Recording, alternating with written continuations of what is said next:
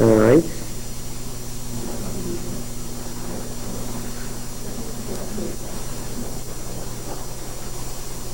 Trust me when I tell you that what you think about the destruction of the Canaanites is not what it says in Joshua.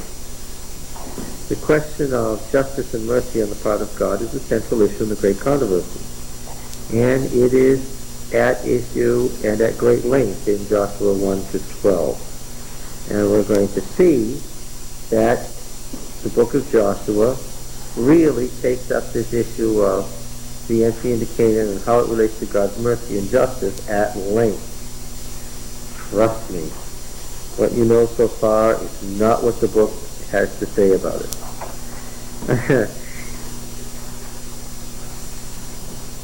No matter what our personal opinion might be, the reason the serpent talked to Eve is because she was the wisdom teacher.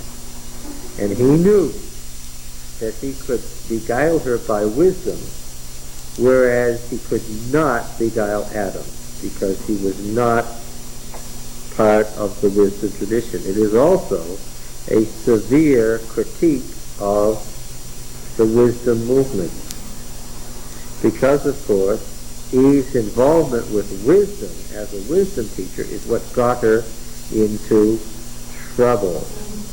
She came to dance with the devil through her wisdom background.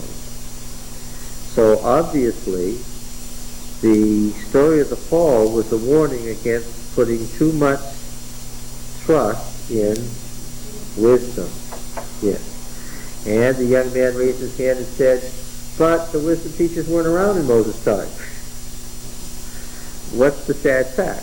As a fundamentalist, no time to take it up in Sabbath school, as a fundamentalist, he thought what? He thought Moses wrote this in the 15th century BC. He had not the foggiest notion of the long, complicated history of the book of Genesis. And while we're on that subject, who wrote Joshua? Now, really, you do know the answer to this one. Who wrote Joshua? Who can tell me? DTR1. That's mostly the answer, isn't it? The book as it now stands is a product, part and parcel of the Deuteronomic history. Although we couldn't exactly say that DTR1 is responsible for all of Joshua, could we? Why? DTR1 is living in the time of Josiah. Did he make these stories up or author them? No. Where'd he get them then?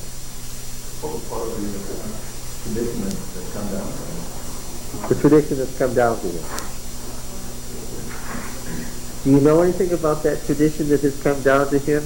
The image of God is complete. I'm commenting on the fact that your husband is here now. Did your wife persecute you over dinner about Eve being the wiser one? No. Well, you missed a comment I made. Well, you missed a comment I made that you should know.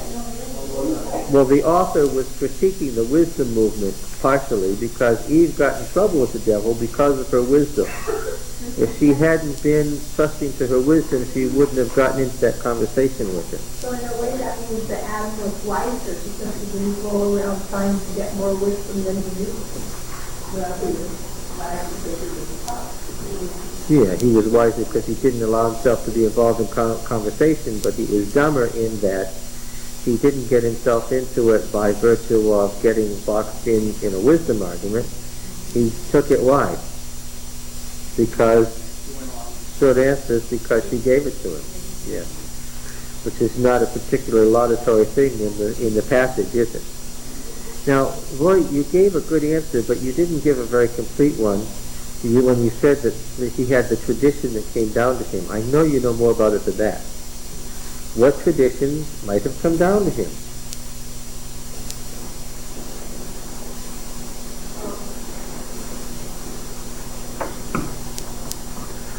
Well, did anything pre-exist D? Did the prophets make everything up from scratch? No.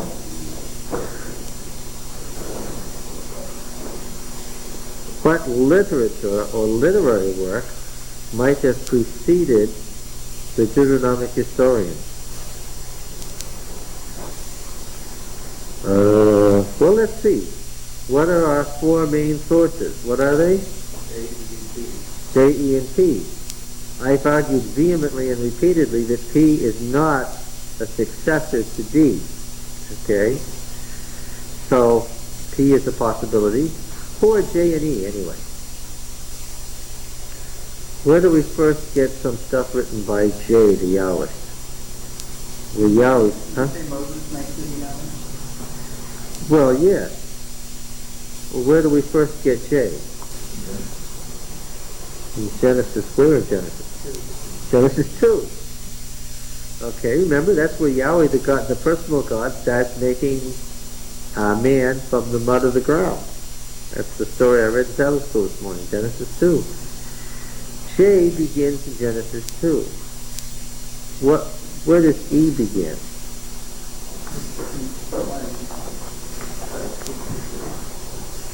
Well, of course, that's so heavily edited by P that we're not sure whether E wrote it first or not. Although it does use Elohim. Could be Genesis 1. Where does the narrative start part? Where does the narrative part start? I can speak.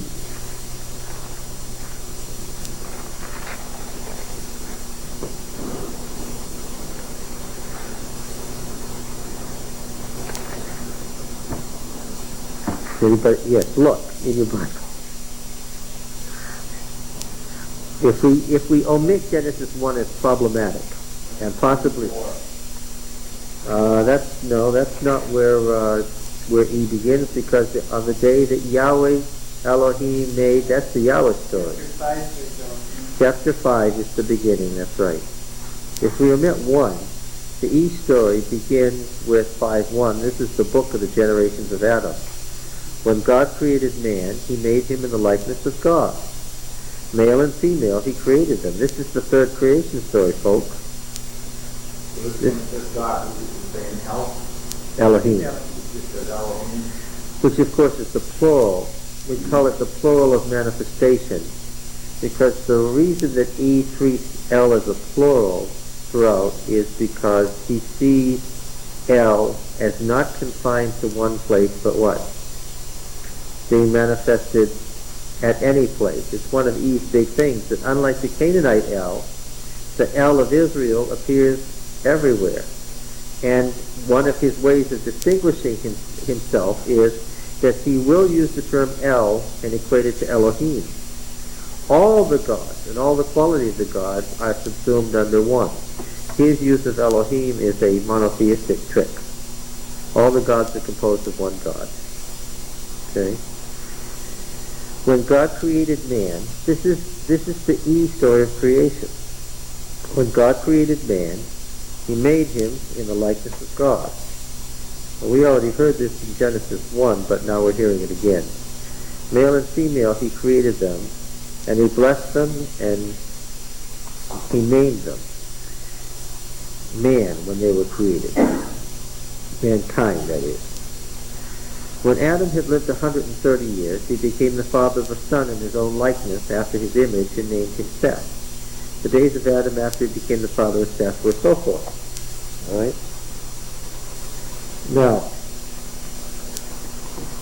it's interesting that J and E run all the way through the Exodus, don't they? Now, both J and E promise that Israel will inherit the land. J promises the promised land in Genesis 12, and E promises the promised land in Genesis 15. It would be surpassing strange if the narrative promised the covenant land, but it didn't continue through what? Actually getting the covenant land.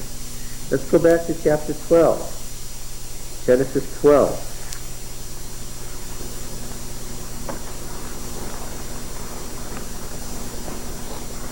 would be strange if the person actually lives that long. Well, no, certainly the epic continues long after Moses' time. Whether the original stories as they're contained in Genesis with Moses, I'm not saying that J ends with Moses. I'm saying that J ends in the time of David, always have. Because it's David that J is looking forward to.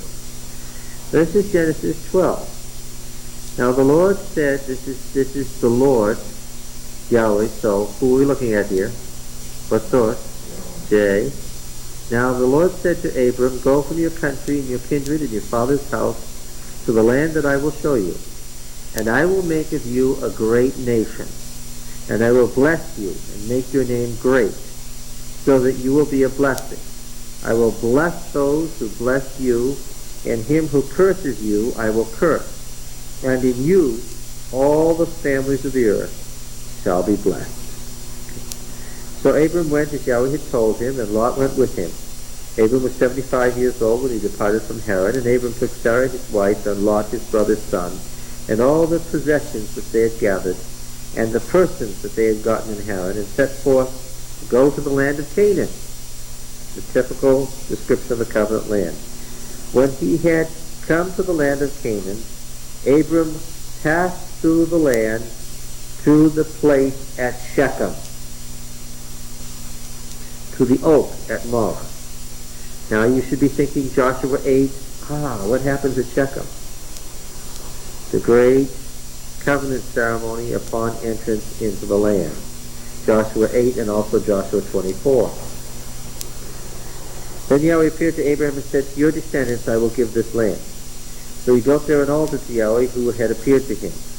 Thence he removed to the mountain on the east of Bethel, the other great northern holy site, and pitched his tent was at Bethel on the west of Ai on the east. Bethel and Ai. Shechem, Bethel, Ai. These are all places that what? Are of great significance in the book of Joshua. And then he built an altar to Yahweh and called on the name of Yahweh, and Abram journeyed on, still going toward the Negev. And then there was a famine in the land and so forth. So, as we see, we have right from the beginning, before Abram ever leaves, the promise that he will become a great nation on a land, and that he will possess the land. All right? Now let's look at Genesis 15.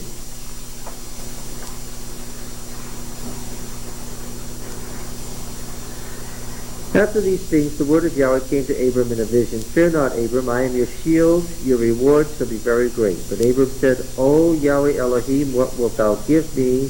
For I continue childless, and the heir of my house is Eliezer of Damascus. And Abram said, Behold, thou hast given me no offspring, and a slave born in my house will be my heir. Behold, the word of Yahweh came to him, This man shall not be your heir, your own son shall be your heir. And he brought him outside and said, Look toward heaven, number the stars if you're able to number them. He said to him, So shall your descendants be. And he believed Yahweh, and he reckoned it to him as righteousness. And Yahweh said to him, and he said to him rather, I am Yahweh who brought you from Ur of the Chaldeans to give you this land to possess. But he said, O Yahweh Elohim, Adonai Elohim, how am I to know that I shall possess it? He said, Bring me a heifer 3 years old, and a she-goat 3 years old, a ram 3 years old, a turtle dove, and a young pigeon. He brought him all these and cut them in two and laid each half over against the other. He did not cut the bird in two, and when the birds of prey came down to carcasses, Abram drove them away. As the sun was going down, a deep sleep fell on Abram, and lo, a dread and great darkness fell on him. Then Yahweh said to Abram, Know of a surety that your descendants will be sojourners in a land that is not theirs, and will be slaves, and they will be oppressed for 400 years. But I will bring judgment on the nation which they serve, and afterward they shall come out with great possessions. As for yourself, you shall go to your fathers in peace, and be buried in good old age. They shall come back here in the 4th generation, for the iniquity of the Amorite is not yet complete. Can anybody tell a mixed composition when they read it? I notice that we have in the one case, Yahweh said, in another case we have Elohim said, and in another case we said Yahweh said 400 years, and then he said in the 4th generation. Do you get it? What has happened here? Would you say some editing? Would you say very good editing? I wouldn't say very good because the details don't even match. Let's see.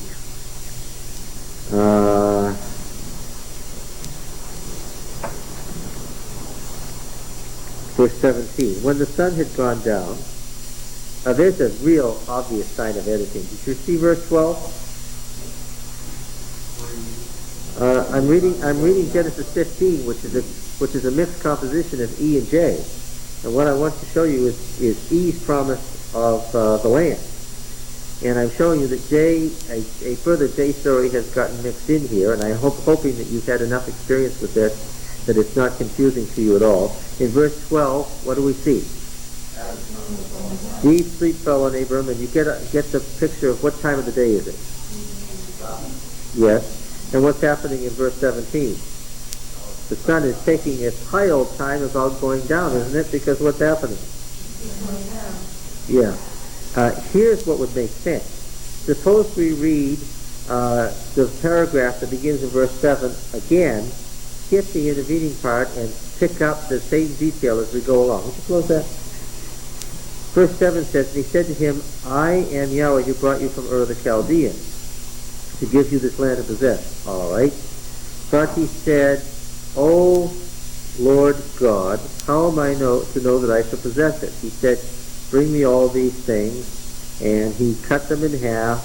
Verse 11 says, when the birds of prey came down on the carcasses, Abram drove them away. Then verse 17 says, when the sun had gone down and it was dark, behold, a smoking fire pot and a flaming torch passed between these pieces.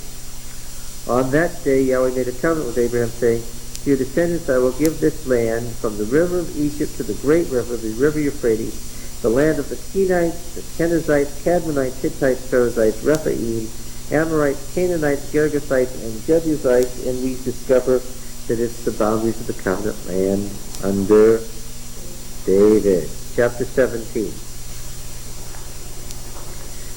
When Abram was 99 years old, Yahweh appeared to Abram and said to him, I am El Shaddai. Walk before me and be blameless. And I will make my covenant between me and you, and I will multiply you exceedingly.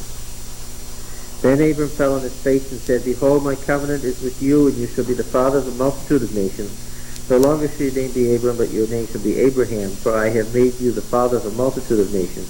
I will make you exceedingly fruitful. I'll make nations of you, and kings, catch it, and kings shall come forth from you. It's a clear looking forward to monarchy. And I will establish my covenant between me and you and your descendants after you throughout their generations for an everlasting covenant, to be El to you, right, to be El to you and to your descendants after you. And I will give to you and your descendants after you the land of your sojourning, all the land of Canaan, for an everlasting possession, and I will be their God. And God said to Abraham, as for you, you shall keep my covenant, you and your descendants after you throughout their generation. This is my covenant which you shall keep in the circumcision. So we have a J, a mixed J and E, and an E story of God making a promise to Abraham that his descendants would possess the land. All right? J, J-E, and E. Now, the point that I've been making is, it would be very strange if beginning way back in Genesis, J and E begin to talk about the big theme of God promising the land, and they didn't what? Didn't ever tell us the story of getting the land. And it's that story of getting the land which the Deuteronomic historian has reused in Joshua 1 to 12. The great body of the story is from J and E. But of course he's imposed his D theology on it. We can see it very, very clearly. Okay? So as we look at the book of Joshua, we will discover that Genesis 1 to 12 form an initial unit. And they tell a story that is a complete story. Let's look at the beginning, middle, and end here. Chapter 1 is virtually all the writing. Nothing really happens in chapter 1. There's a series of discussions in which the historian is laying out his theology as it applies to the conquest. Okay? So chapter 1 is introduction to the introduction. Right? This is D writing about what's going to happen. Now then, where had we last read narrative about the Exodus and the conquest? Why in the book of Numbers? Everything we've been reading in Deuteronomy is the Deuteronomist's work, right? That's all prophetic material from the northern kingdom. We were reading a story about coming out of Egypt, right? And that story got interrupted. And we were reading that story back in the book of Numbers. Remember? Oh, we had all sorts of terrible things happening to Moses. Awful things were happening. The people were rebelling constantly. It was really something. Do you remember that? Why, we read all about, remember the narrative begins in Numbers 10. We read that they departed in Numbers 10.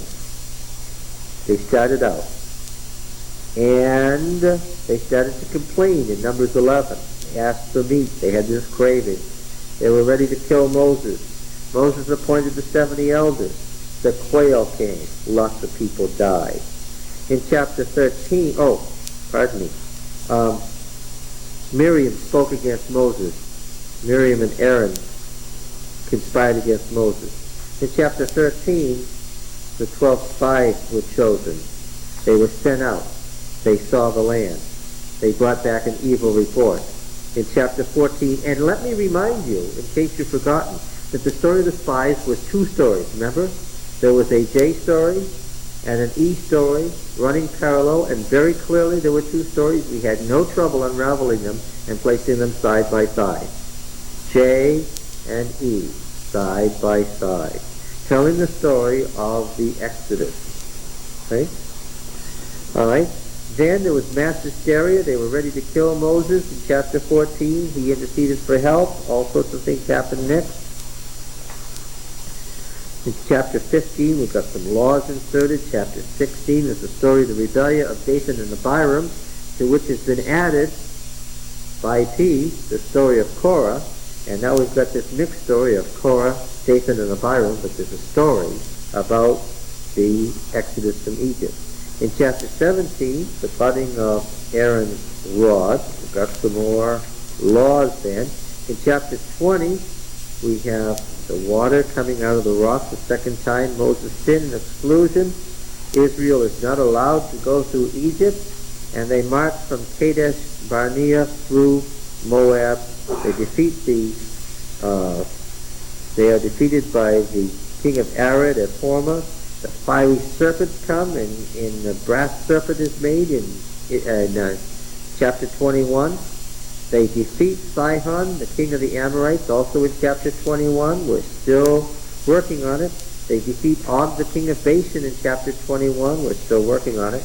Then the little book of Balaam is inserted. We saw that as an insert, unique unto itself. And then in chapter 25, they come to Shittim, and there they find they are seduced into the worship of the Baal of Peor by the Midianites. Remember that? Chapter 26 is a census. Chapter 27 is the story of Zelophehad's daughters.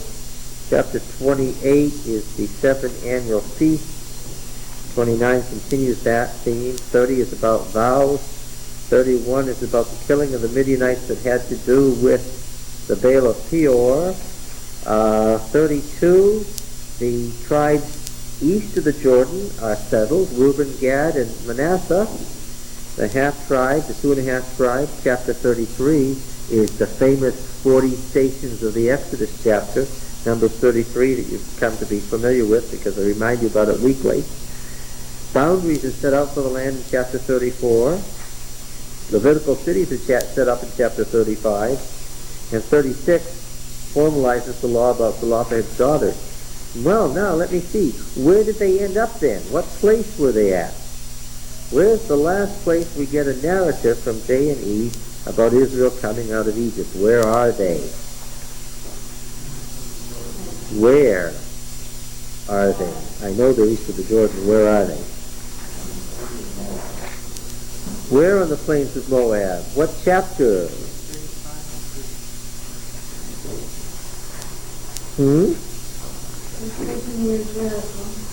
Where? What chapter? Chapter. What is it? 35:1.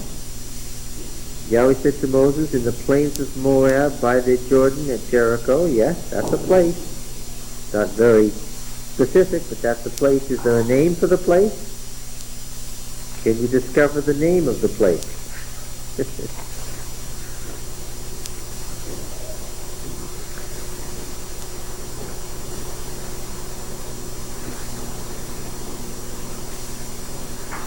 Well, I'll tell you what it is. Obviously, the easiest thing to do is to turn to chapter 33, which has all the stations, and let's read the last one. Then we'll know where they are. Let me tell you again, chapter 33 is the 40 stations of the Exodus, from Egypt to Canaan. That's Numbers chapter 33, the 40 stations of the Exodus. Okay? And here's what I read in verse 47. And they set out from Almon Diblathaim and encamped in the mountains of Abarim before Nebo. And they set out from the mountains of Abarim and encamped in the plains of Moab by the Jordan at Jericho. They encamped by the Jordan from Beth Jeshimoth as far as Abel Shittim in the plains of Moab. And in fact, when I read the heading, the last place I could find anything was Shittim, which just means the acacia tree, in chapter, where was it? Chapter 25, verse 1. Okay.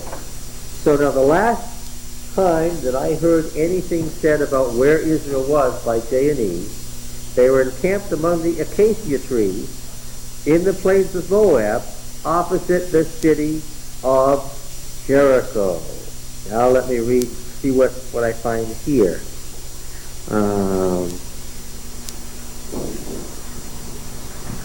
Where are they? I'm now looking in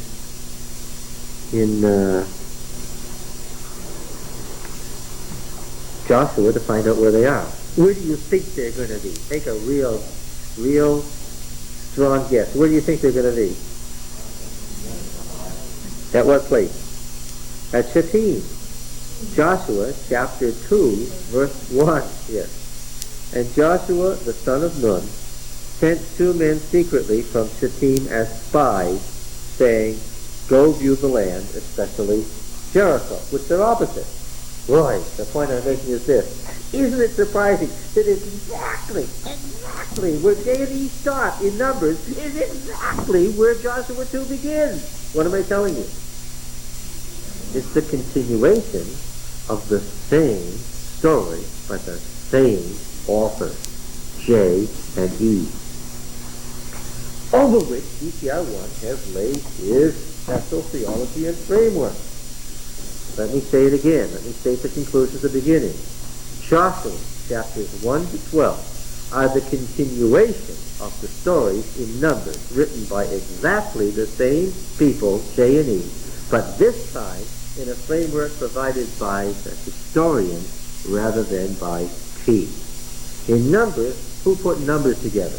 Who provided the structure and made a book out of Numbers? P. In Joshua, we're not reading P. We're reading what? We're reading the Deuteronomic historian. When did he live again? He lived at the time of King Josiah. Where? He lived in Judah, in Jerusalem. Why is he writing? To explain and write a propaganda work of the history of Israel to further the Deuteronomic reform under King Josiah. Okay? Can't say it, I know that. Now's the time to ask me to say it again. There was an old story about God from creation to the time of David. You said Joshua 1:12, and you Genesis 1:12? No, I didn't. No, I didn't. There was an old story about God from creation to the monarchy. That story was told by 2 different folks. Their stories are roughly parallel. Sometimes one will choose some things that the other one doesn't choose. Sometimes they'll tell the same story slightly differently. One uses the term for God from the northern kingdom, the other uses the term for God for the southern kingdom. Which is northern, which is southern?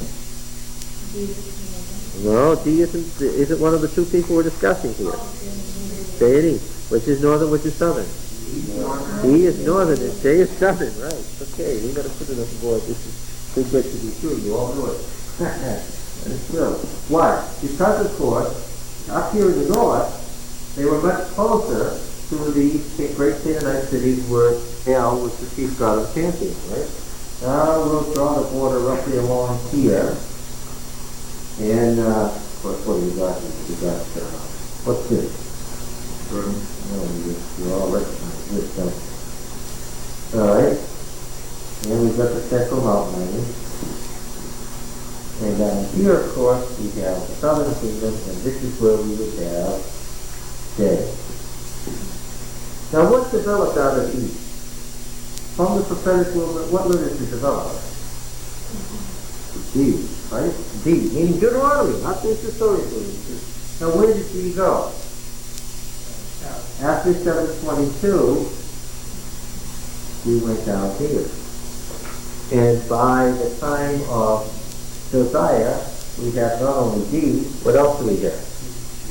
Oh, when D went, so did E, because it's E is the predecessor of D. Now we have not only D, what else do we have? GTR 1 in the time of Josiah. Now, we can't even say GTR 2. Why? Because he wasn't on the land. Where was GTR 2? In Egypt, after the exile, right? Yes. All right, now then. So, Joshua 1 to 12, what's the core of it?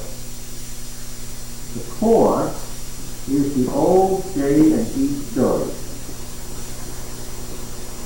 Now, what about the structure or the overlay?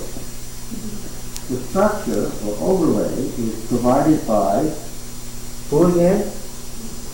GTR 1. See, what's different and interesting about that is this.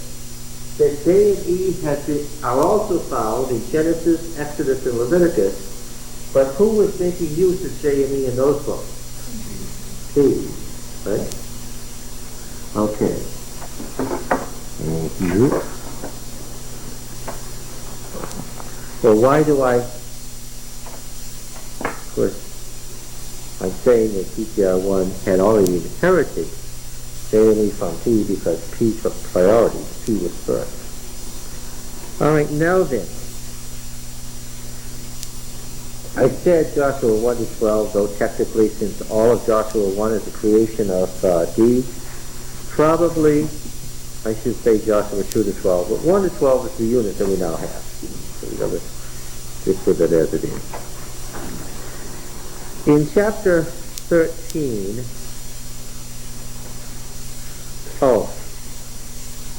Sean, here's the difference we have in these two units. Let's read Joshua. Let's read the conclusion in Joshua 11. Joshua 12 is just an appendix of all the kings that Joshua had conquered. The narrative actually ends in chapter 11. Let's read 11:16 and following. Joshua 11 and verse 16. Everyone with me? So Joshua took all that land, the hill country and all the Negev and all the land of Goshen and its lowland and the Arabah and the hill country of Israel and its lowland from Mount Haleth that rises towards Seir, as far as Baal Gad in the valley of Lebanon below Mount Hermon. And he took their kings and smote them and put them to death. Joshua made war a long time with all those kings. There was not a city that made peace with the people of Israel except the Hivites, the inhabitants of Gibeon. They took all in battle. For it was the Lord's doing to harden their hearts that they should come against Israel in battle, in order that they should be utterly destroyed and should receive no mercy, but be exterminated, as Yahweh commanded Moses. And Joshua came at that time and wiped out the Anakim. And we've noticed that the Anakim were very, very important. They're the remnants of the pre-flood race. from all the hill country, from Hebron, from Debir, from Anab, and from all the hill country of Judah, and from all the hill country of Israel.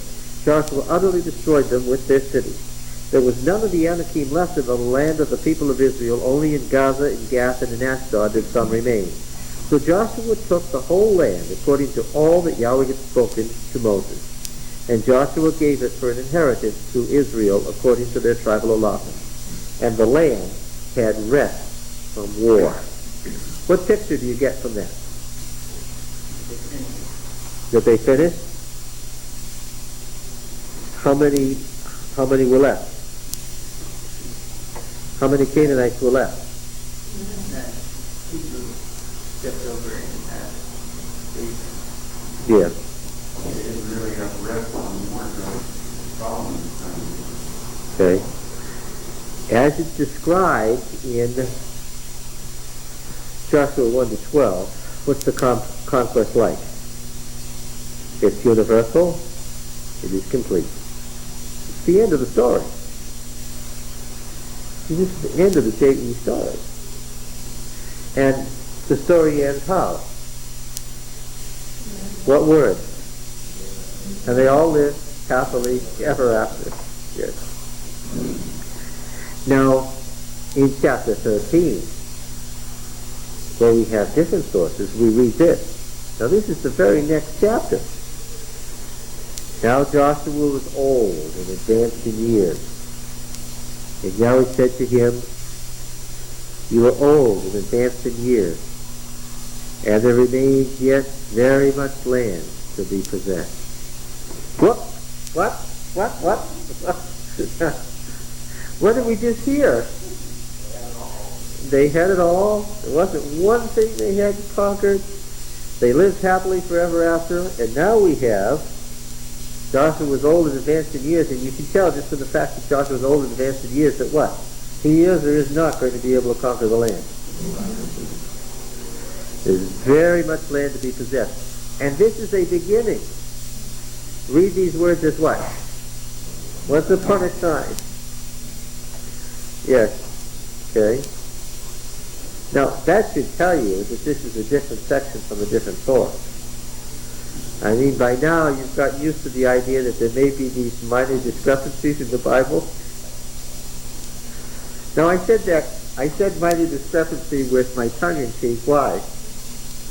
To say that they conquered every city, that there wasn't one left, and they had rest, is very different from saying what? That by the time Joshua was old, there was much left to be conquered. Obviously, we would say from our Western viewpoint that what? If one is true, the other is not true, right? Okay. Didn't Dee notice? Didn't Dee notice? What have we said before? I was reading a commentary this afternoon where the author said that Dee made use of his sources so subtly that you can't separate it from his sources in many places because he totally rewrites his sources. I don't think that's true in even one instance. I think that's a total misconception of what Dee did. I think rather what? Dee would provide a structure or a framework about what? Around pre-existing material that he took to be what? Sacred scripture that what? He would not alter. So he's got this J.E. story that begins the creation and ends with the total conquest of the land. And what does he do? He leaves it just as it is. And then he's got the other historical facts before him. And so what does he do in chapter 13? He starts talking about the historical facts as they are. And where's the good place to begin? Right after the J.E. story ends. Now, so we're going to see, obviously then, we'll see that the book of Joshua divides itself into basically three parts. Chapters 1 through 12, chapter 13 to 23, pardon me, to 21. 13 to 21, please don't wait, 23, 21, 13 to 21. Now, how might I guess that the story, that a section ends in chapter 21. Doesn't sound like a conclusion. You see, you're looking for a conclusion? Try this one on, verse 43, Richard. Try this on for a conclusion. All right, Marjorie, you got it? It's verse 43. What? You thought it would get easier when we got to Joshua? Did you think there was some Bible book that was going to be just one single composition where it's all one author and Always happened until now.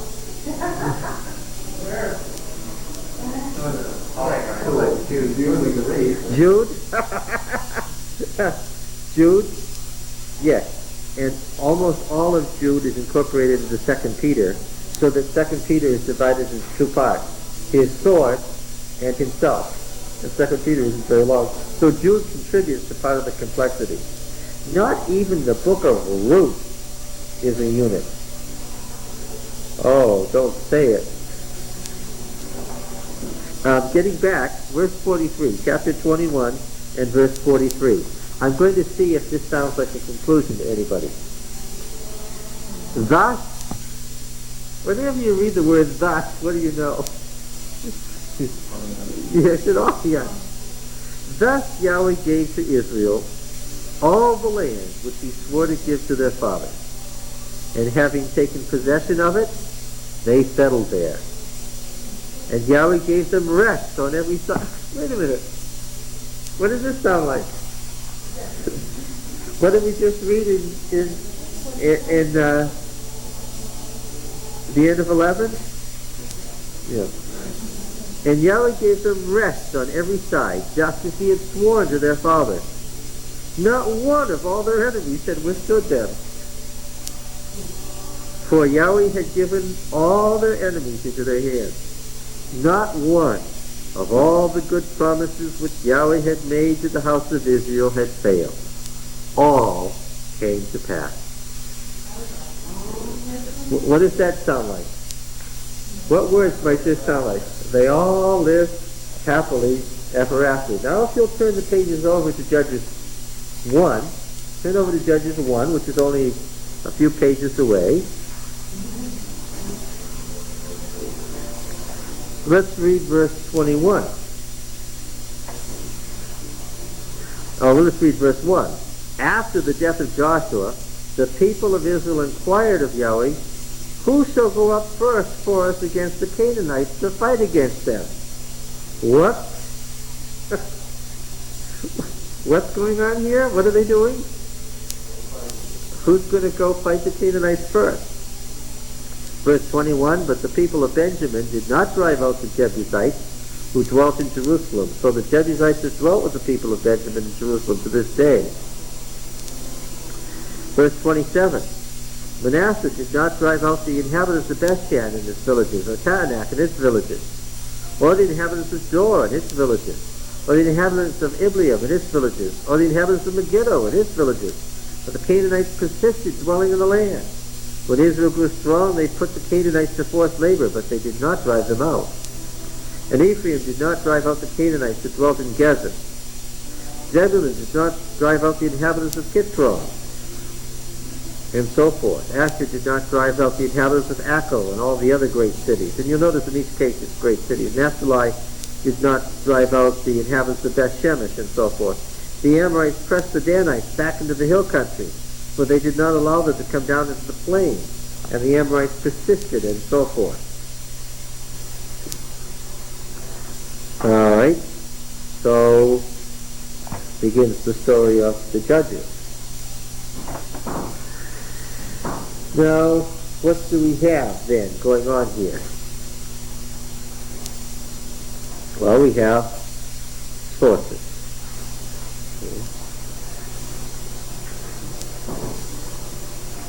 Why didn't he smooth out his sources?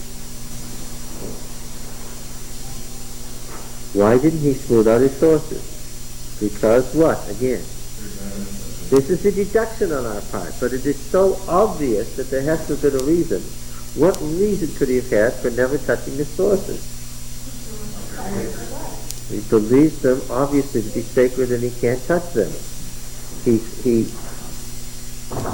includes them, he preserves them, he interprets them, but he will not alter them. All right? This is part of the Deuteronomic view and theology anyway. What are you not supposed to do? Deuteronomy 4. That's right, that's right. And anybody who's in Moses' place. Because in Deuteronomy, Moses is a prophet. Now, the prophetic movement, each prophet comes and adds to it, but doesn't take away. Yeah. A big issue, God's mercy and justice in the conquest of Canaan. Another big issue, the promise fulfillment issue. What did God promise? What was actually fulfilled? This is a big, big issue in Joshua. It's a big issue with the Deuteronomic historian because it's one of his questions. Why has Israel never really gotten the fulfillment of what was promised? So one of the issues that we're going to see traced constantly is the issue of promise and fulfillment. Or we might say command and obedience. He makes a link between command and obedience and promise and fulfillment. He also does some interesting things, and we're going to see it immediately, to what happens when God gives an order. Must it always be obeyed? What would the answer be? Yes. DTR1 wouldn't say that. All right, now, what about divine word and human interpretation? That's going to become very important. And the role of Israel as aliens in the world and as citizens, possessors and the dispossessed. It's a big issue. Is Israel the possessor and the dispossessor of others, or is it the dispossessed? Are they the pilgrims and strangers, or are they the inheritors? Okay? Yeah, well, you know when we get into these sets of opposites that we're playing tricks, aren't we? Yeah, okay. Now then, want to see a place in the story of Achan? Achan stole some booty and hid it. He was killed and people died as a result. Joshua 8, I'll show you an example. Verse 1. And Yahweh said to Joshua, do not fear or be dismayed.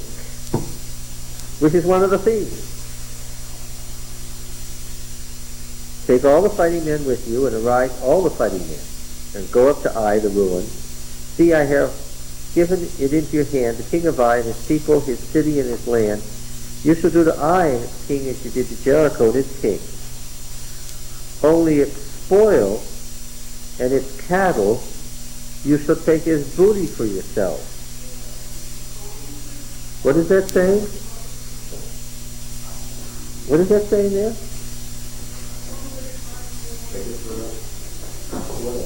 Why is that shocking? That has been the issue in the previous chapter with Achan. The law of holy war, Deuteronomy 20 says, utterly annihilate. Don't spare anything that breathes. Burn everything else. And what does this say? Take the booty. This is a direct violation of a direct command. One example. Okay. Can you think of others? I know you can't. But if this is God saying that they can do it, then isn't that like he's changing? Can God countermand his own orders? Yeah. You would think so. Would a traditionalist think so? See, one of the questions about will God fulfill his promises is what? Traditionalists will say what? Yes, yes. A Deuteronomist might say what? Yeah, he might what? He might change his mind. Now this is the divine freedom.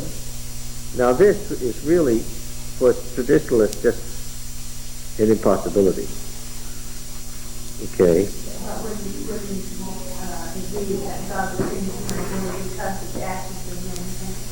Well, there is no particular reason here. God just what? But there's no particular reason here. God just what? He just changes his mind. Okay. Can you think of another one? Right in these chapters, I know you know. Just stop and think about it. We've just been talking about holy war. How about Joshua verse 6 and verse 25?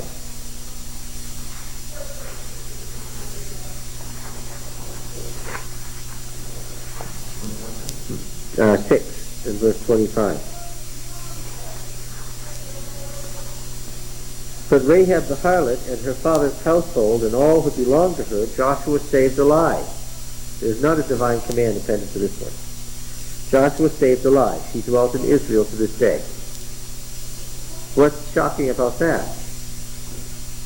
What's the rule of holy war? Every living thing, what?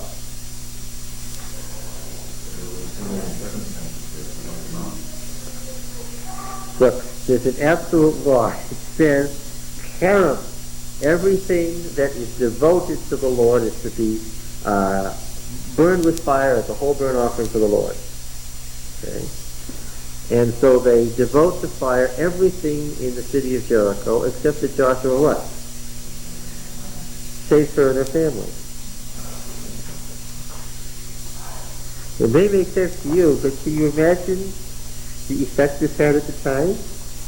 What's that saying? There wouldn't have been any King David. Well, that's true, yeah. But what is the prophetic view that's being promulgated? A prophet can say one thing and what? Another prophet can come along and say, well, yes, you see this in the prophets. You have heard it said, but now I say to you. Okay. That's a prophetic tradition. When Jesus did that, people were horrified, but that was part of the prophetic tradition. That's what I want to get to. Yeah, conditionalism, of course. But before it was changed again from that time it had been promised to be changed. Yeah, but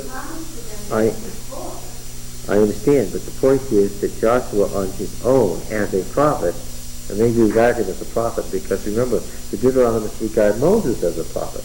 They don't take the historical fact that prophecy began with kingship at the time of Saul. They just say what? Prophecy goes back to what? To Moses. In fact, what was the name given to this part of the canon? This is called what? The former prophet.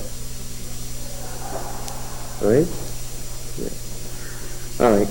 Now, how the Deuteronomic author handles the question of his authority again. Joshua 1.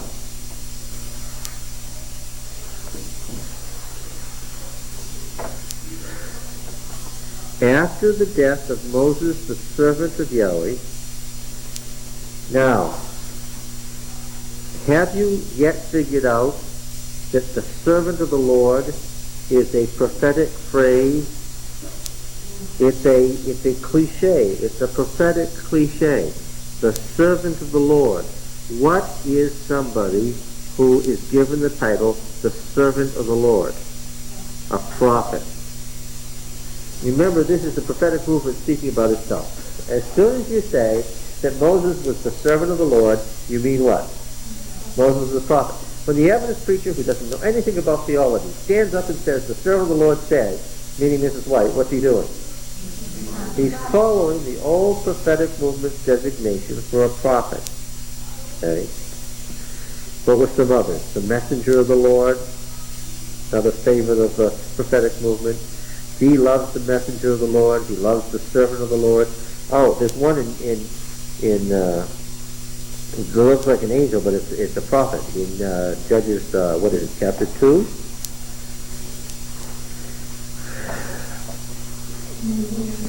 Yeah, the angel of the Lord.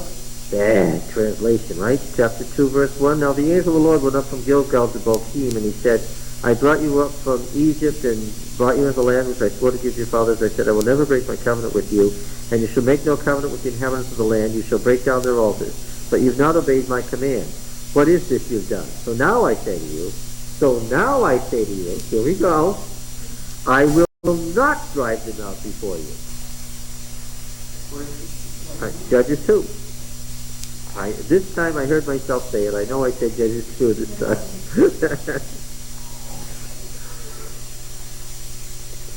But what is this you've done? So now, verse 3, I say to you, I will not drive them out before you, but they shall become adversaries to you, and their God shall be a snare to you.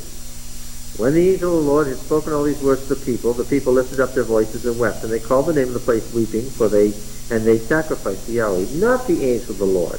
What? No, not angel means what? Messenger. The messenger of the Lord, meaning what? The prophet.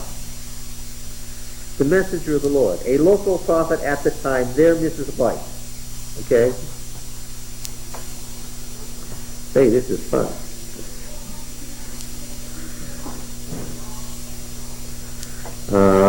Right. So, we don't get very far in Joshua before we get favorite D theology going. After the death of Moses, the servant of the Lord said to Joshua the son of Nun, Moses' minister, well, I know that Joshua becomes a chief theological figure in the book of Joshua and becomes a chief symbol, and of course he's drawn right out of the J&E narrative. In the J.E. narrative, he was Moses' minister, right? He was Moses' servant. We first see him when he fights against Amalek, right? 36 hours after they come out of Egypt, the Amalekites are attacking them. Aaron and Hur are holding up Moses' arms, remember, and every time Moses' arms went up, Joshua was leading the battle down in the valley. That's the first time we see it. He's guarding the tent, remember? Guarding the tent, which is Moses' tent outside the camp. When they come down from the mountain, he hears this sound, and he says, a sound of war. And Moses says, no, I hear the sound of singing and dancing. I hear an orgy. Joshua heard a battle. Obviously, his background is what? Military. Egyptian military, in fact. Okay? All right. So, Moses minister, Moses my servant is dead. The title Moses minister is right out of the J.E. narrative. Moses my servant is dead. Now therefore arise, go over this Jordan, you and all this people, into the land which I am giving to them, to the people of Israel. Every place that the sole of your foot shall tread upon, I will give you, as I promised Moses. This is God quoting himself, speaking to Moses. Now that same kind of complexity that we saw in Deuteronomy, that same kind of shift is going to occur here. From the wilderness and this Lebanon as far as the great river, the river Euphrates, all the land of the Hittites to the great sea toward the going down of the sun shall be your territory. It's a description of the Davidic Empire. No man shall be able to stand before you all the days of your life. As I was with Moses, so I shall be with you. Only I will not fail you or forsake you. Be strong and of good courage, for you shall cause this people to inherit the land which I swore to their fathers to give them. Only be strong and very courageous, being careful to do according to all the law which Moses my servant commanded you. Turn not from it to the right or the left, that you may have good success wherever you go. This book of the law shall not depart out of your mouth, that you shall meditate on it day and night, that you may be careful to do according to all that is written in it, for then you shall make your way prosperous, and you shall have good success. Have I not commanded you? Be strong and of good courage, be not frightened, neither be dismayed, for Yahweh your God is with you wherever you go. One of the things I noticed immediately is, I've heard all of these words before. Where have I heard them before? In Deuteronomy. Where they were either the words of God, or what? Words of Moses. And it's interesting that we notice that God's word and Moses' word coalesced in Deuteronomy to the point where you couldn't make a distinction.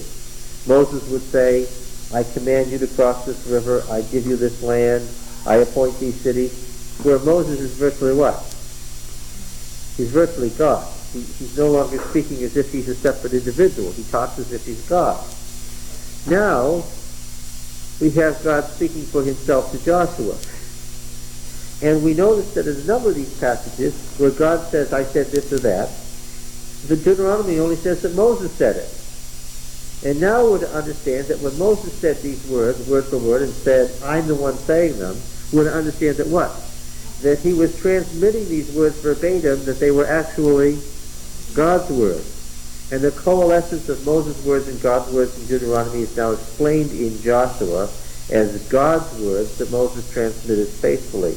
And how do you know all that? Because what? Because the Deuteronomic historian is what? Is telling you so. And right at the outset, in verse 1, he's letting you know that what? Who's the authority here? No, Moses isn't the authority. No, the Lord isn't the authority. I don't know what the Lord said. What? He is. How do I know what God said? I didn't even know these were God's words till I got here. I thought these were Moses' words. But now I find out they're God's words. How do I know? He's telling you. I cannot emphasize strongly enough that the Deuteronomic historian writes as if he is a prophet successor to Moses. He's the only one who all the way through the history from beginning to end has the authority to tell you everything that God says on all occasions and what it means. Which makes his role what? Theologically, there's only one role that he can play as he tells you this history. What is it? He is the prophet. And his words must be received as a prophecy, as a testimony. Get it? He takes a theological stand. This is the way it is. Who gave you the right to say that's the way it is? Right. Well, Moses said that a prophet was coming like him. But how did I find that out in the first place? He told me so. Yes. Right. It's a closed argument. You either accept my authority or you don't. Period. There's no option for argument here. Right? Isn't that the same authority Christ or did you say that he accepted Moses who accepted me? Yes. Yeah, and he says, this is what Moses said, hear him. Why? Because I'm giving you the proper interpretation. Yeah. Alright, so, interesting how he has taken these words of Moses that we thought might have been words of God, but weren't sure. We assumed that when Moses said exactly word for word certain things, that he was repeating God's words, but we couldn't tell. Moses simply said, I'm telling you this, I'm telling you that, this, that, and the other. Right? Now then, be strong and of good courage. We found this all the way from, where did we first see this? In Deuteronomy 3, was it? Or 4? This is the beginning of the introduction to the history. It wasn't even in D proper that we first heard this. Alright. Yes, Deuteronomy 3. Verse 28. Charge Joshua, encourage him and strengthen him, for he shall go over the head of his people, which we see again in 31, repeated several times.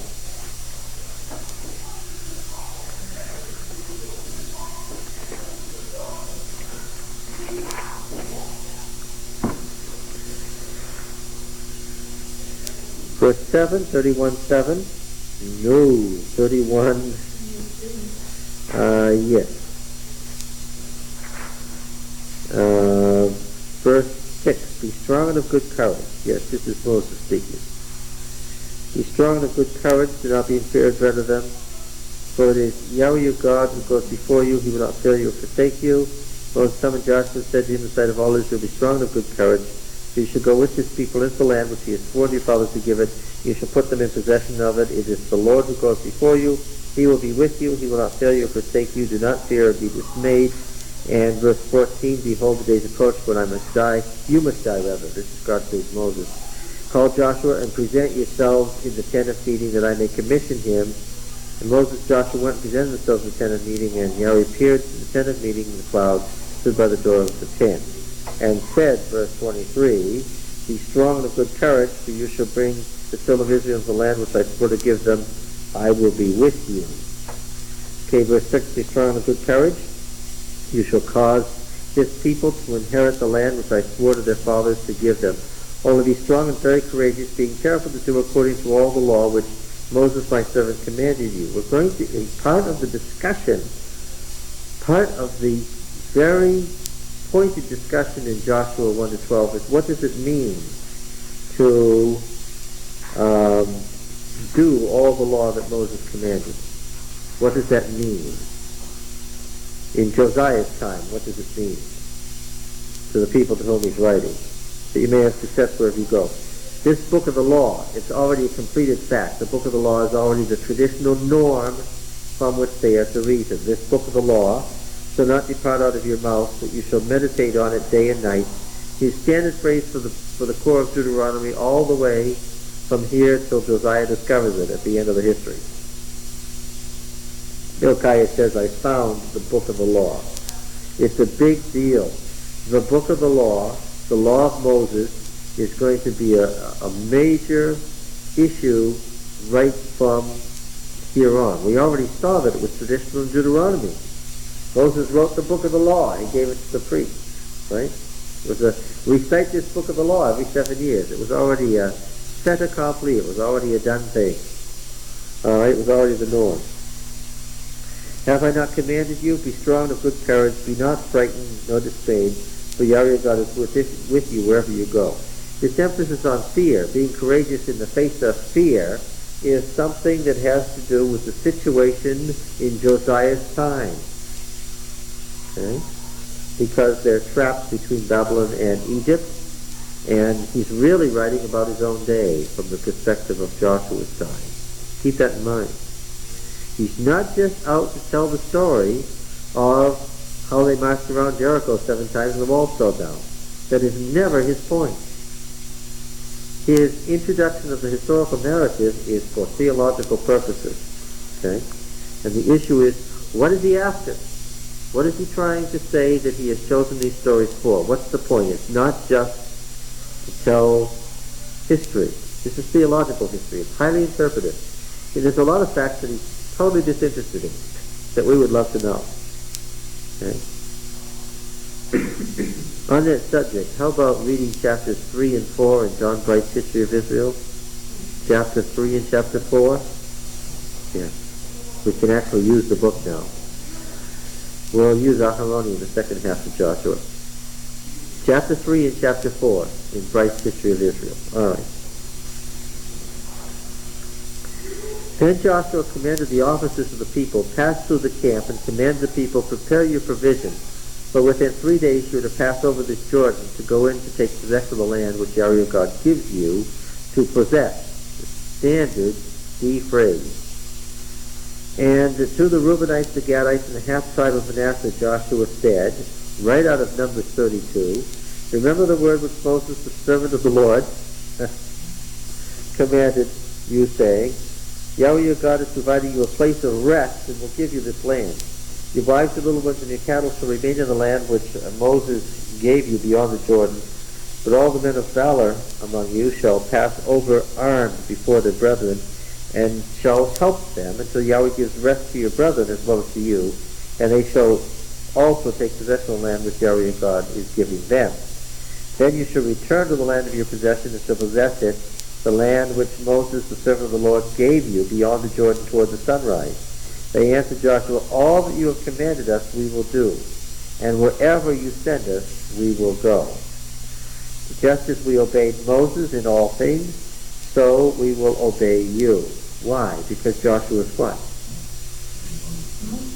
Yes, he's what? What is he? He's a prophet like Moses. Okay. Whoever rebels against your commandment and disobeys your word, whatever you command him shall be put to death. This has something to do with Josiah's time. Only be strong and of good courage, they now say to him.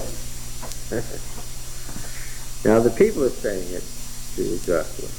All right. Now, what we've read so far is the D historian's introduction to his traditional material. He wrote an introduction to Deuteronomy, the first 4 chapters, right? To give you a setting of what he's going to be talking about in the history. Now he writes an introduction to Joshua, and I see that from what he's told me so far, how the people respond to God's command is going to be important. And of course, you can never fake it with D. You can never fake obeying God's law with D. You can't keep it outwardly. Right? There's no such thing as ritual obedience to the law in D. In order to get it, what do they have to be? Well, they're not joyful here. They're what? You can't fake joy either. What are they here? They're courageous. Yes. If they're frightened, what? They're not obeying. They have to be courageous. They have to be strong. Okay? They have to be obedient to what? Well, it says two things. And it's part of the tension that the D people had in their mind. What do they have to be obedient to?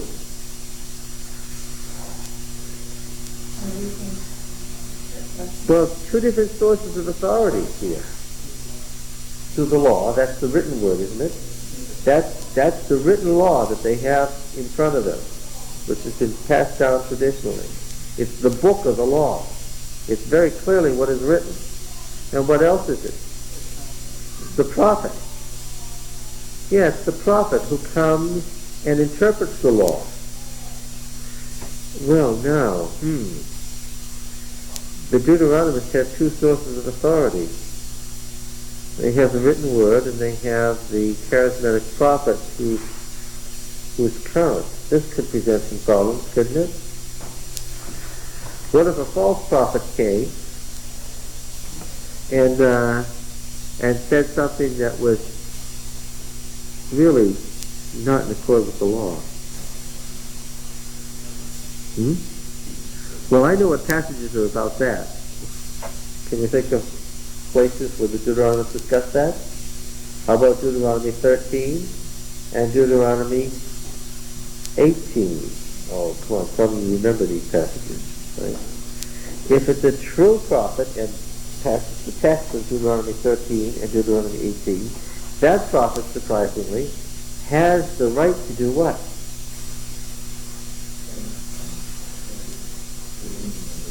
Yes, to interpret a law into a different meaning.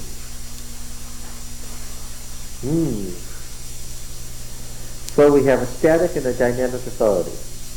The static authority, which is clearly unchangeable, is the written word.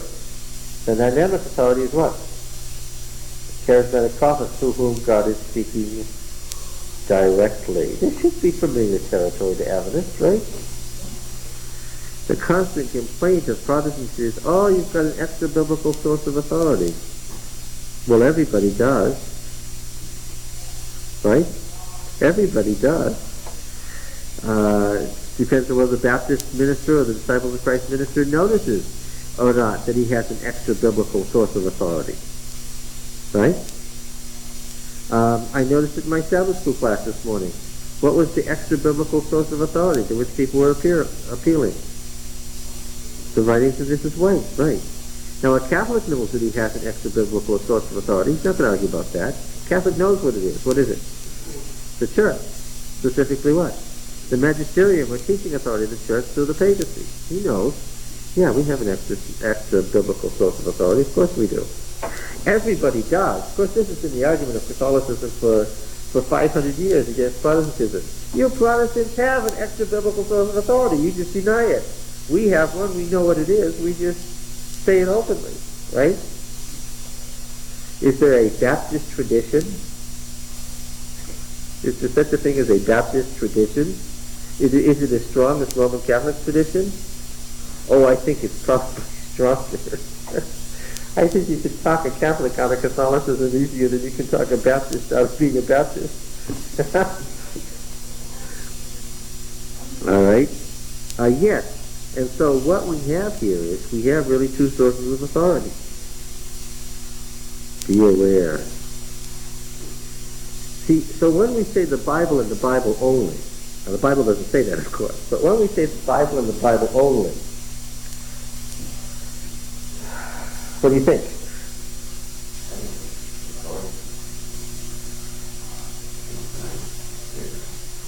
Historicism? As opposed to sensationalism? Okay. When Luther said the Bible and the Bible only,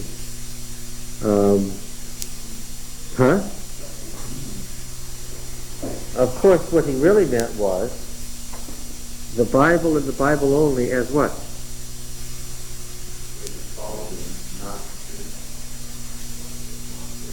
So, when those Lutherans accepted his idea of the Bible and the Bible only, as interpreted by what?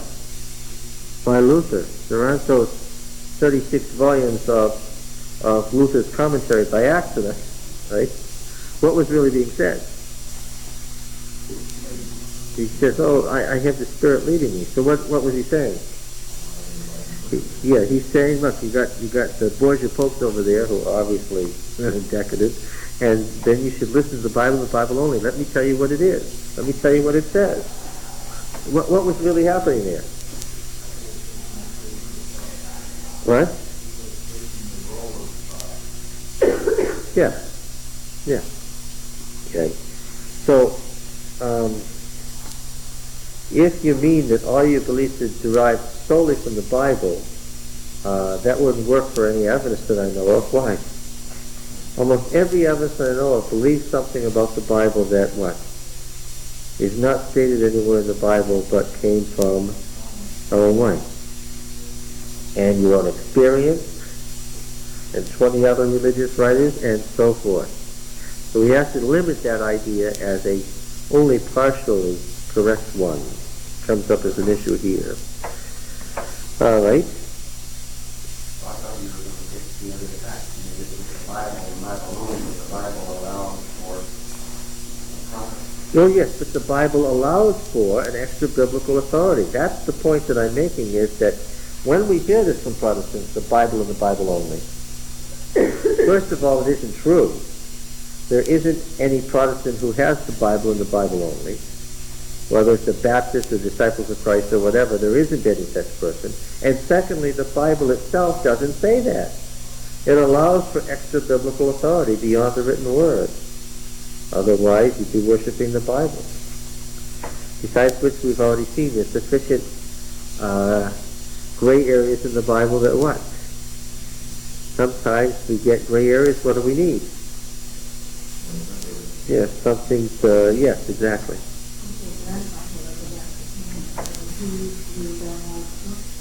Well, of course, Baptists are using some religious writings and some biblical scholars and some interpretation all the time, whether they know it or not. Yes. Now, when we get to chapter 2, we get to the historian handling his sources. This is the J&E story of how the conquest was actually completed. The promise that began in Genesis is here reaching its completion, its fulfillment in 2 through 12. Remember that in one case we're reading the end of a story, while we're really only reading the beginning of DTR1 story. Right? Joshua the son of Nun sent 2 men secretly from Shittim as spies. Sounds like the beginning of a section, saying, "Go view the land, especially Jericho." Now this is a deliberate takeoff on what? Think, this is a deliberate takeoff on what? The story of the spies, of course. We cannot forget that Joshua had been one of those spies. And nor can we forget that how many spies were loyal and brought back a good report? 2. So this story dispensing, because both J&E tell that story about the 12 spies. This story dispensing with the 10 wicked spies sends out what? 2 faithful ones. Okay? Joshua the son of Nun sent 2 men secretly from Shittim as spies, saying, "Go view the land, especially Jericho." And they went and came into the house of a harlot whose name was Rahab, and lodged there. Now I've pointed out before that Rahab is the personal name of what? Rahab. When we read the Canaanite literature, what do we discover? Rahab is the personal name for? Anyone? Huh? Well, yes, the god of the underworld, the seven-headed dragon, the chaos monster, the personal name is Rahab. This is humorous, and certainly they knew that, and that's why it is humorous, because we can imagine then, since names were descriptive in the ancient world, what she must have been like. Well, any woman who's named after the chaos monster is probably not shy, let's say that. If even in Jericho, which is being Canaanite to be pictured as evil, she's named Rahab, then what? You would have to picture her as the biggest trouble in the city, right? She's the ultimate trouble there. And so they came to the house of a harlot whose name was Rahab, and Lot says, very deliberate and intentional. Okay? Where do you not expect these righteous spies from Joshua to go?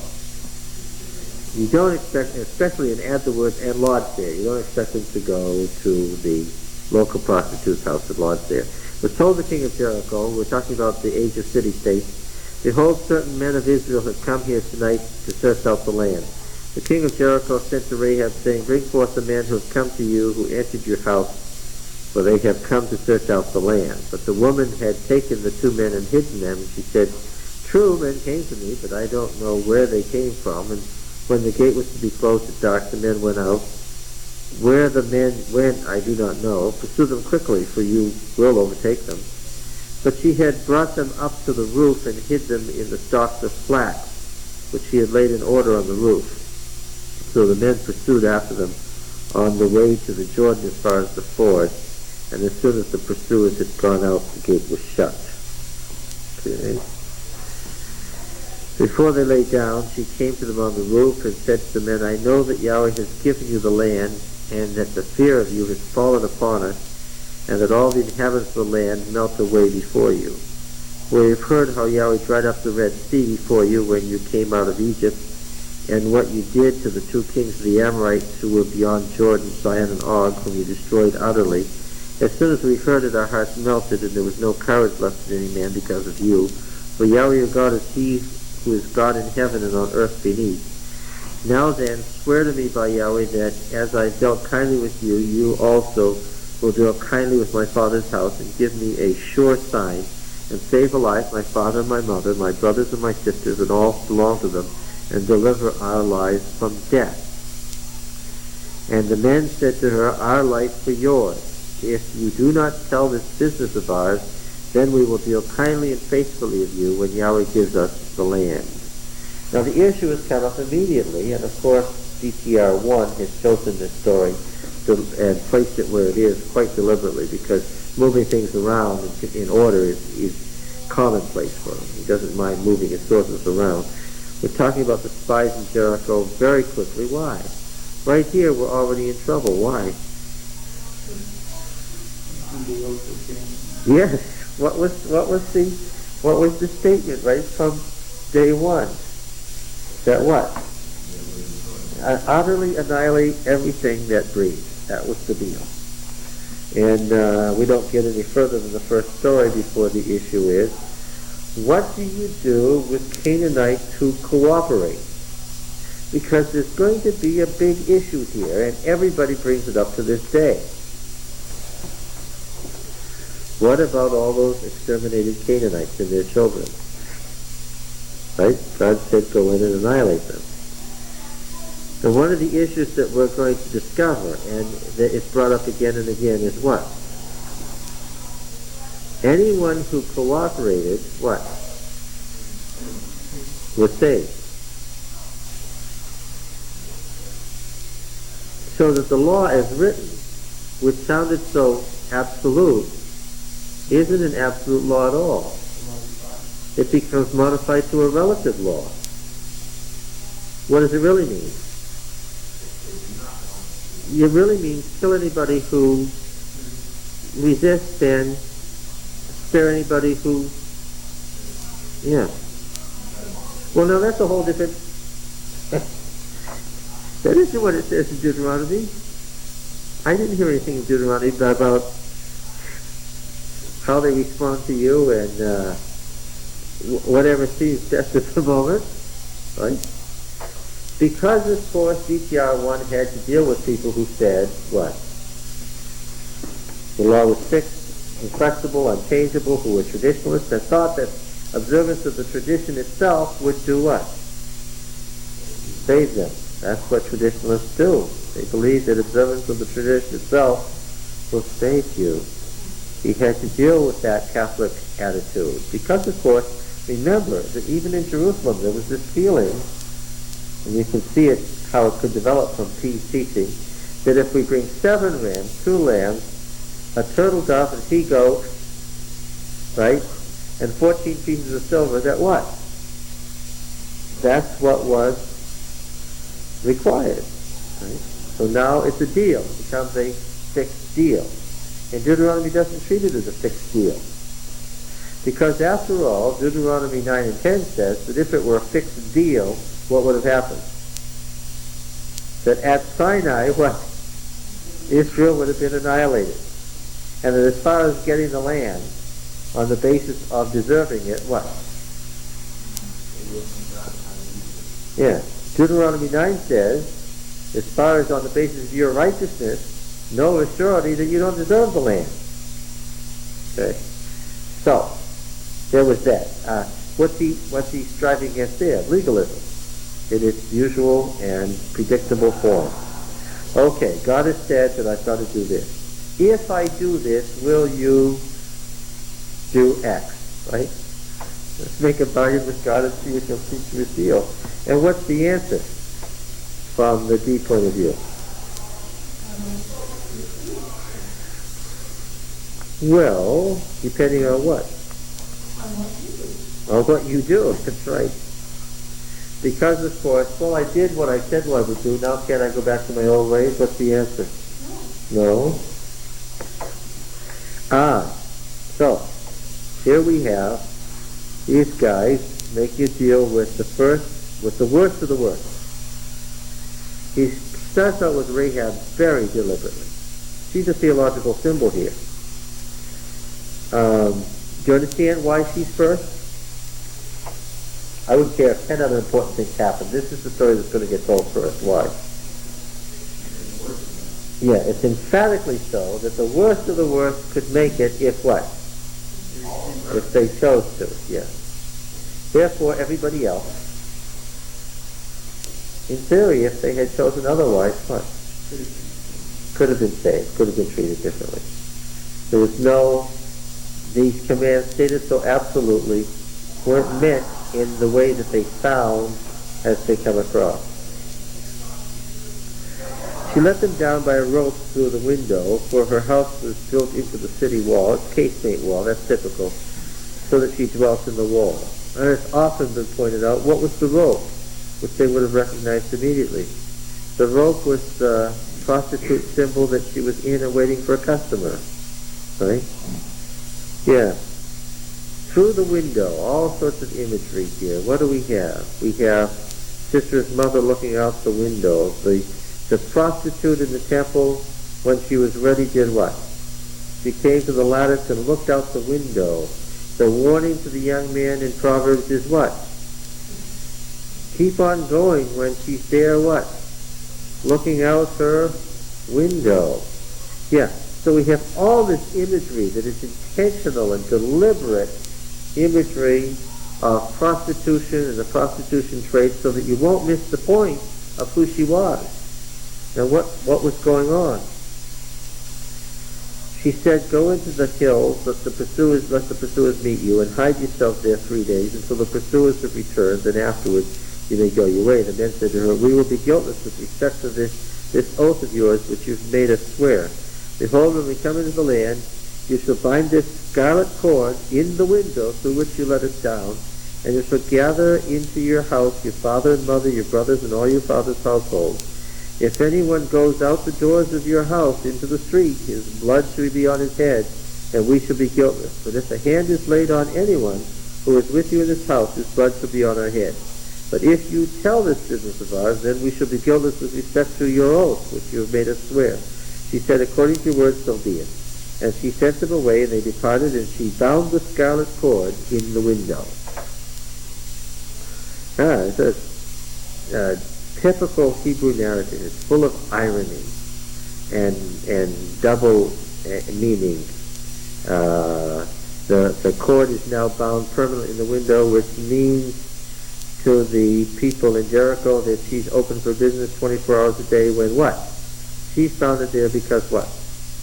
She's confidently, yes, that she's confidently expecting the destruction of the city, and is waiting now inside her house with the door locked for the destruction to come. And of course the images are all kinds of images are coming to our mind. We're thinking of Sodom now, so nearby, right? We're thinking of the last night of Sodom and Lot not able to get his family safe, right? We're thinking of her getting her family in the moment of judgment.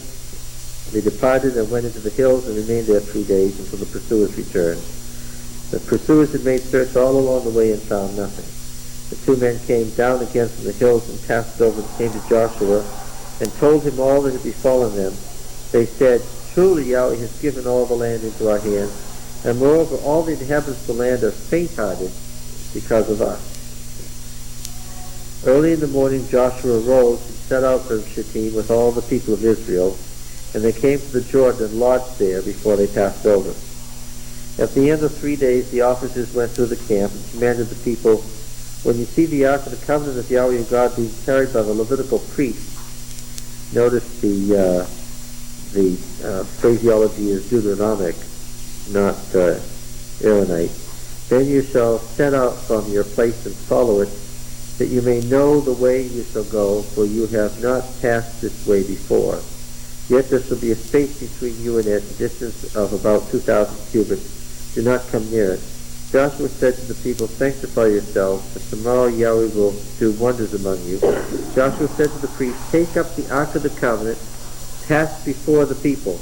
They took up the ark of the covenant, went before the people.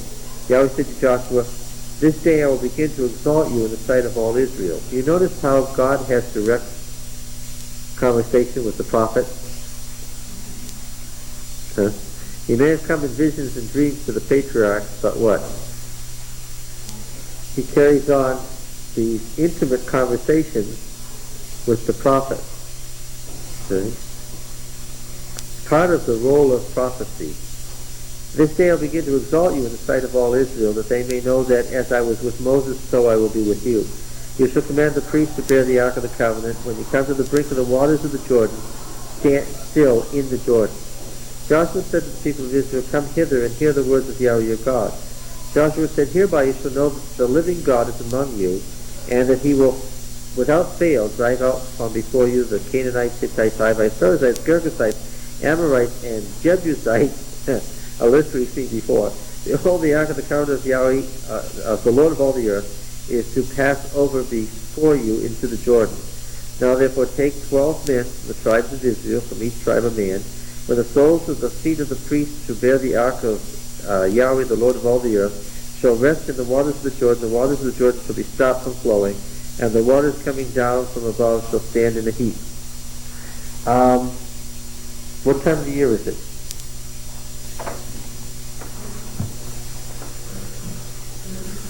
Yeah, the 40th year to the month, so what time is it? It's the spring equinox, March, the time of the Passover, March or April. What's the Jordan doing? Flooding. Twice in historical times the Jordan has stopped. Both times because of earthquakes in the canyons to the north of this area. Earthquakes tend to cluster around this time because, of course, the pull of the moon is greatest, and so as a result you have earthquakes along the fault lines on the earth. So twice, both times at this time of the year, the Jordan has stopped for natural causes. Upstream there's an earthquake. All the stuff falls into the narrow passes, so the river is building up behind it like a giant dam. Of course it's going to come rushing over. But in the meantime, for a period of half a day, In the two cases, the river bed is dry. It's happened both times in the spring. Such a thing could certainly happen. The point is, it happened when? Well, it happened just when the priests went into the water with the ark. So when the people set out from their tents to pass over the Jordan, with the priests bearing the ark of the covenant before the people, where's the sanctuary? Indeed, there isn't a sanctuary, right? What is there indeed? Tent, Moses' tent. And the feet of the priests bearing the ark were dipped in the brink of the water. The Jordan overflows all its banks throughout the time of harvest. 16. The waters coming down from above stood and rose up in a heap far off at Aram, the city that is beside Zarathan. And those flowing down toward the sea of the Arabah, the salt sea, were wholly cut off, and the people passed over opposite Jericho. While all Israel were passing over on dry ground, the priests who bore the Ark of the Covenant of Yahweh stood on dry ground in the midst of Jordan until all the nations finished passing over the Jordan. It's obvious and intentional symbolism here. What's going on here?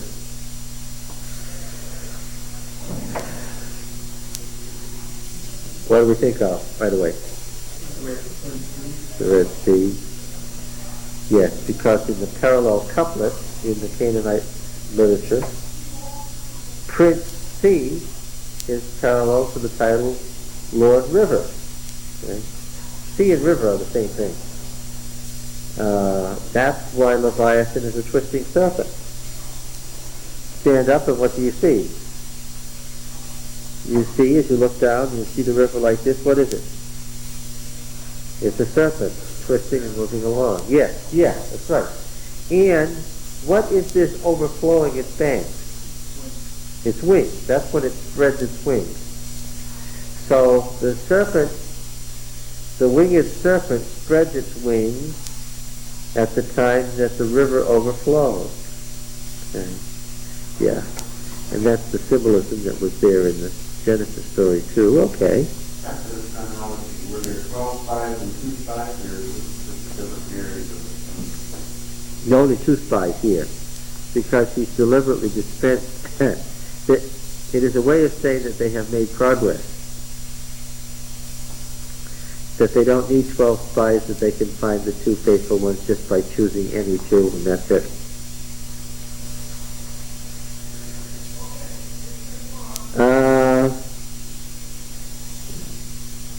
The Jordan overflows its banks throughout the time of harvest. Okay, until the nation passed over. Deliberate punning on the now this has often been called the ritual conquest. Simply because the later temple ritual celebrated this movement from Gilgal through Jericho up the valley of Achor to Jerusalem. Thy way was in the sanctuary, O God. What does it say? From Shittim to Gilgal. In any case, this whole thing, as it's written here, was reenacted with exactly these stories every covenant year. The whole pilgrimage was across the Jordan through Gilgal and to Jericho and up the valley to Jerusalem. They celebrated this conquest ritually. But does that mean that every 7 years the Jordan stopped for them and they wouldn't stop? No, they had to cross the ford. But that's why there's so many notices in the story about, and that's why the 12 stones are where they are, and that's why this is where it is, and so forth, because those were pilgrim sites along the pilgrimage of the ritual conquest. All right.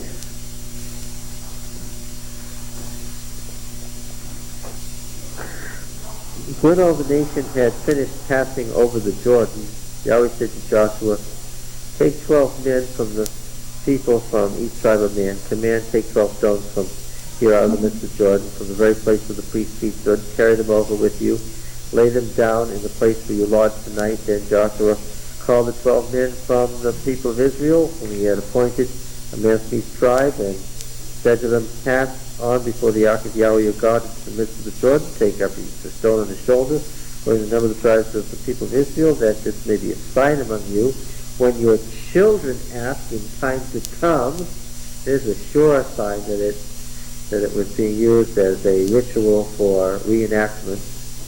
What do these stones mean? Then you shall tell them that the waters of the Jordan were cut off before the ark of the covenant of Yahweh. When it passed over the Jordan, the waters of the Jordan were cut off. So these stones shall be to the people of Israel a memorial forever. The men of Israel did as Joshua commanded, took up 12 stones out of the midst of Jordan, according to the number of the tribes, and carried them over to place them where they lodged and laid them down there. Joshua set up 12 stones in the midst of Jordan, the place where the feet of the priests bearing the ark of the covenant stood. They are there to this day. For the priests who bore the ark stood in the midst of the Jordan until everything was finished. But Yahweh commanded Joshua to tell the people, according to all that Moses had commanded.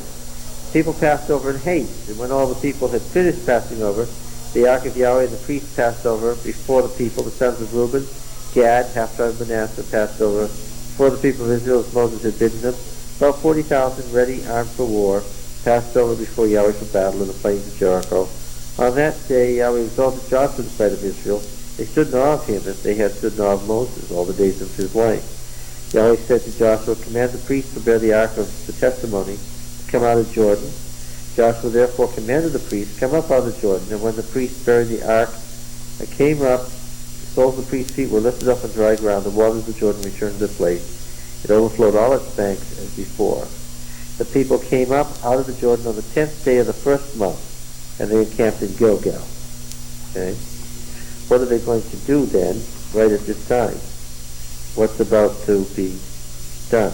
What are they going to have to do? This is the spring now. This is the spring. The first month is the fall in most places. So what feast is kept on the 14th of the first spring month? Passover. What does Gilgal mean?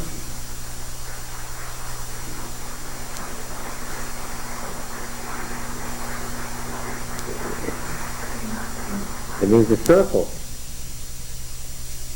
or a wheel, or anything round. Why a circle? Because what did they do with these stones?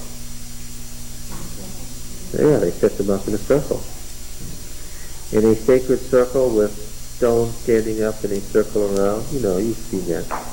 Ever since ancient times, people have set up monoliths in a circle, right? They probably even set them up to align them to the sun. Yeah. Yes, they're all over the Middle East. Yeah. When your children ask their fathers in time to come what these stones mean, then you shall let your children know Israel passed over this Jordan on dry ground. For Yahweh your God dried up the waters of the Jordan until you passed over, as Yahweh your God did to the Red Sea, which he dried up for us until we passed over, so that all the peoples of the earth may know that the hand of Yahweh is mighty. They may fear Yahweh your God forever. When the kings of the Amorites that were beyond the Jordan to the west, and all the kings of the Canaanites that were by the sea, heard that Yahweh dried up the waters of the Jordan for the people of Israel until they crossed over, their hearts melted. There was no longer any spirit in them because of the people of Israel. At that time, Yahweh said to Joshua, make flint knives and circumcise the people of Israel again the second time. Why? What have they not been doing, according to what we read earlier? They had been circumcised during the period of the wilderness wandering because they were not in a complete covenant relationship. This is the reason why Joshua circumcised them. All the males of the people who came out of Egypt, all the men of war, had died on the way in the wilderness after they came out of Egypt. That was what was stated in the book of Numbers. So this is the same sort of thing. So all the people who came out had been circumcised, yet all the people that were born on the way in the wilderness after they had come out of Egypt had not been circumcised. So the people of Israel walked 40 years in the wilderness till all the nation, the men of war that came forth out of Egypt, perished, because they did not hearken the voice of Yahweh. So then Yahweh swore that he would let them not see the land which Yahweh had sworn to give them, flowing with milk and honey. So it was their children whom he raised up in their stead, that Joshua circumcised, for they were uncircumcised, because they had not been circumcised on the way. When the circumcising of the nation was done, they remained in their place in the camp till they were healed. Yahweh said to Joshua, this day I have rolled away the reproach of Egypt from you. And so they named the name of that place Gilgal, which means what? Huh? Circle, okay. Which is a pun on the word to roll, same word. Anything that's round, rolled like a wheel, you see, it's the same word. So I've rolled away the reproach of Egypt from you. What's this a reference to, the reproach of Egypt?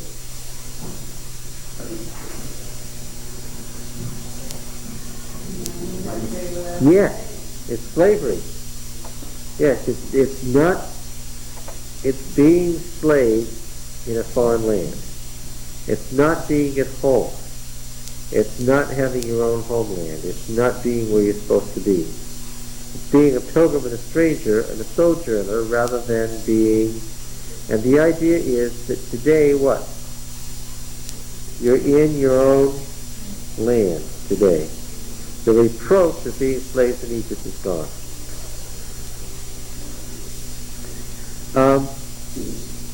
Now we're going to find in Joshua, well, we've already looked at the example of Rahab, who we haven't saved yet, but will soon. Achan and his family are lost, but then the Gibeonites come, and they, through stratagem, they get themselves into a covenant relationship with Israel. The Shechemites don't have to be conquered because they're part of Israel's property already. What are we discovering is happening in this situation? Those who left Egypt don't make it. A different generation arrives. What is Israel? Beginning to define Israel. What is Israel?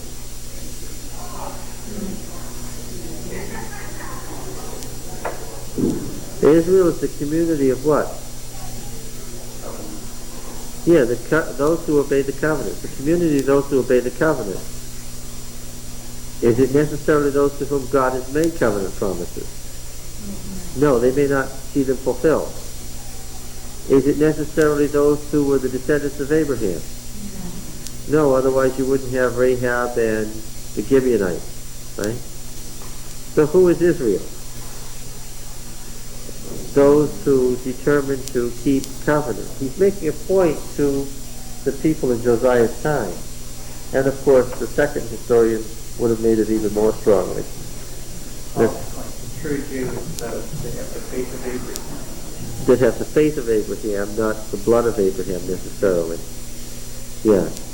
The Deuteronomist wants to tell you, and he starts telling the story already, that there are a lot of people in Israel who should never have been in Israel, and what? There are a lot of people gone who should have been part of Israel but aren't anymore and never going to be, because they made the mistake of thinking what? Once an Israelite, always an Israelite. Once a pagan, always a pagan. The Deuteronomists rejected that idea. Why would that have been important to people facing exile? The northern kingdom was in exile. They were facing it momentarily. What was he saying? Doesn't matter where you are, Yes, and that God may adjust his promises to the current situation. He even lets us know that promises of being on the land are not necessarily God's ultimate promise. And he's starting to build his case. He's going to build this case all the way through the history of Israel. That how God acts is not predetermined and preconceived. Who he chooses and how it ends up can be very different from what the plan was as it started out. Prophets may come and change the plan. Now, why is this of interest to Amalek? Because it's happening today. Well, don't evidence in general have a picture of this is the way it is? This is how it's going to happen, or at least I have a general idea of how it's going to happen.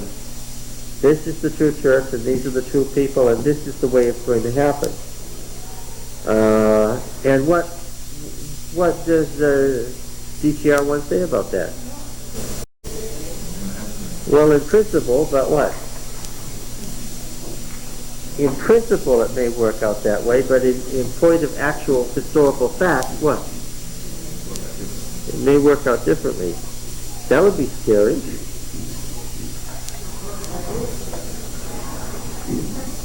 Why is it scary though? Well, because when you know what's going to happen, at least you can prepare for it. And it's scary because people take that and that's what they build their theology on and the visionary work and things like that. Yes, people take it and people learn of them because they see this happening. Well, because it gives you a kind of certainty. And people were searching for certainty in DTR 1's time. And if he said the certainty you're looking for is not in a series of promises that have to work out a certain way, that may not happen, then what?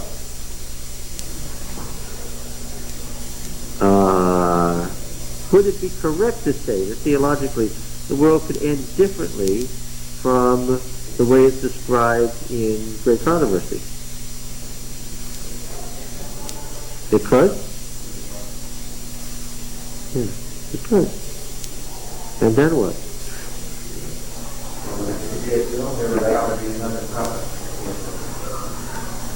Yeah, you would want another prophet to come and say, no, it's going to be this, that, or the other. I suppose that would be one way to create immense trouble in the Adventist Church, which would be what? If you had another prophet, now get this picture. What if you had another prophet who was a true prophet who came along and said, it's not... Yes, but I'm saying to you, that's right. How do you think that would work? But many people, I mean, there have been many things, I mean, there are many people around us today saying things differently from what Mrs. White did say, that we're finding out that it just might be that way instead of what Mrs. White said. Well, it's already happening. What do you mean if it's going to happen? No, I'm talking about an actual prophet who has the true gift of prophecy. There are a lot of people who say Mrs. White wasn't right because they doubt that she had the gift of prophecy. That's a whole different thing. I'm not even... I think that's a hopeless case. If you deny the spirit of one person, you're not going to recognize the spirit of another. That's not even what I'm talking about. What I'm talking about is there's somebody who knows that Mrs. White had the spirit of prophecy, but now there's somebody else saying, well, yes, Mrs. White did say that, but now the Lord says...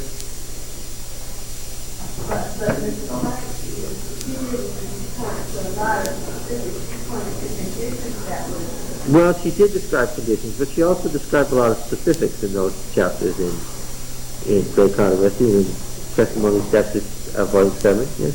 Isn't she in Great Controversy describing at that point what was going to happen, or what she felt was happening in 1888, and you can apply that to... Well, of course, the end of the world, as Mrs. White saw it, was related to her own time. We know that, for instance, you get this passage in early writings a lot. In one of her early visions, she sees the end of the world, right? And she sees the pious slave raising his hands and the chains are falling off, right? Well, what was she saying? She was seeing the end of the world as what? As it was. As it would have been had the world ended prior to American slavery disappearing in 1863. So,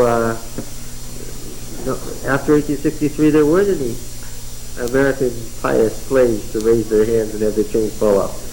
So there's a description of the end of the world as it would have been that she herself modified later. You don't hear about pious slaves in Great Controversy, do you? No. And other similar things like that. So it modified even, yeah. So the question is, did she describe the end of the world as it could have or would have occurred in 1888 when she was writing? Yes, I think so. Could it change without having those problems? Ah, yes, I wanted to ask that question. Now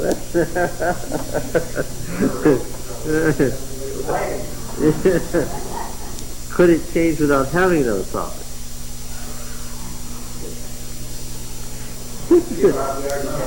I think we already have. But God has dealt with these people exactly what if people do not trust the history of God's moving with these people at every point of conflict. He is always raised the prophet. So if you extrapolate that to the future, you're probably would be a prophet. Well, I'd be disappointed if it's changed in any major way and nobody mentioned it. I don't think that would be very gracious. But then that prophet, I mean, when we had John the Baptist, he came out from among, he wasn't among the prophets, so to speak, and it was compared with the prophets. And you say, he came from the totally different, from the desert. Well, that was the traditional source of prophets, desert. That was where we got Moses from and where we got Elijah from. So that was the traditional source. Of course, they didn't accept any prophets in his day. Prophecy had ceased officially in Judaism. So that's a live issue. I choose not to answer that right now. Something I want you to keep in mind as we read the Deuteronomic history. Okay? Of which we've done 4 chapters, or at least partially done 4 chapters. Okay? So that's a different question now. All right. Chapters 3 and 4 and Bright, and I want you to read something in the Bible. That's what I want you to read. Read the rest of Joshua. Read it a couple of times. All right. See you next week.